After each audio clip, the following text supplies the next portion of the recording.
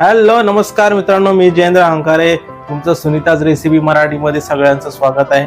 तर आज आपण करणार आहोत चिकन खिमा। तर त्यासाठी आपण चिकन घेतलेलं आहे बोनलेस अर्धा किलो आणि एकदम साधी सोपी रेसिपी आहे। तर पटकन आपण त्याचा खिमा करून घेऊयात। आपण आता चिकन घेतलेलं आहे, चिकनचे आपण आता एकदम बारीक बारीक पीस करून घेत आहोत।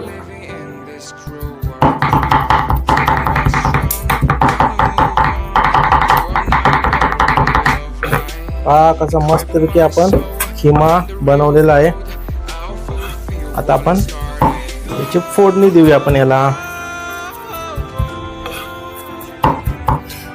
तेल टाकायचं आपल्याला। आता तेल तापलेलं आहे, आता आपण खडे मसाले त्यात टाकत आहोत। खडे मसाले आता भाजून झालेले आहेत, आता त्यात आपण कांदा टाकत आहोत।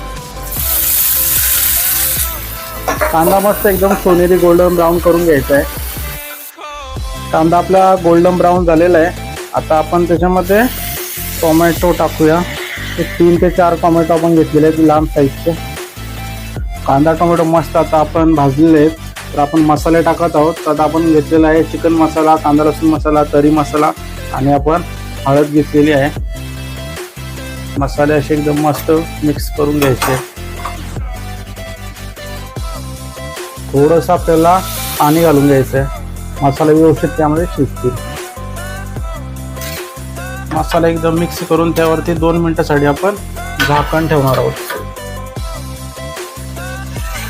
मसाला मस्त एकदा आपला व्यवस्थित भाजून झालेला आहे। आता आपण त्यात आलं लसूण पेस्ट टाकतो 1 चमच।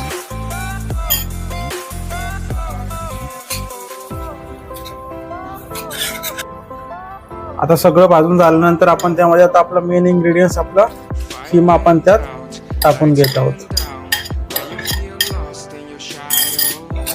आणि एकदम व्यवस्थित असा मिक्स आपल्याला खिमा करून घ्यायचा आहे। खिमा मिक्स करून झालेला आहे, आता आपल्याला चवीनुसार मीठ टाकायचं आहे। खिम्यामध्ये आपल्याला थोडंसं पाणी टाकायचं आहे आणि आता ते शिजण्यासाठी ठेवून द्या।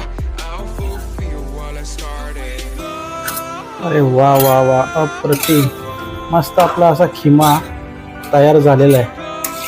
हा काय टेक्स्चर आलेलं आहे, त्याला कलर काय आलेला आहे।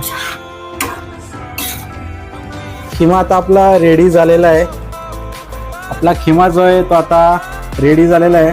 तर तुम्ही पावासोबत किंवा तुम्हाला चपातीसोबत तुम्हाला ज्याच्याबरोबर अवश्य व्यवस्थित वाटेल त्याबरोबर तुम्ही खाऊ शकताय। मी खातोय।